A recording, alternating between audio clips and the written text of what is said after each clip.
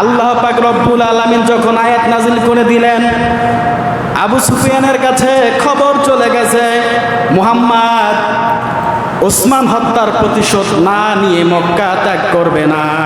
অথচ 1399 জন সাহাবীর কাছে না ছিল বন্দুক, না ছিল বোমা, না ছিল তীর, কিচ্ছু ছিল না। শুধু হুঙ্কার দিয়েছে বদরের ওই হুদাইবিয়ার সন্ধির প্রান্ত থেকে খবর পাঠিয়েছে মুহাম্মদ ওসমান হত্যার বদলা নেওয়ার জন্য যাচ্ছে। আবু সুফিয়ান ভয়ে ওসমানকে ছেড়ে দিয়েছে। সুবহানাল্লাহ। ভয়ে ছেড়ে দিয়েছে যে না জানি এরা কত কি করতে পারে। মুসলমানদের শক্তি এমনি এমনি হয় না।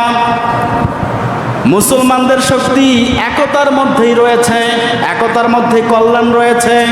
যখন 1399 জন সাহাবী আল্লাহ রসুলের হাতে হাত রেখে বায়াত গ্রহণ করেছে, তার মানে 1399 জন সাহাবী এক, এবং আল্লাহ পাক ওদেরকে মুমিন হিসেবে ঘোষণা দিয়েছে।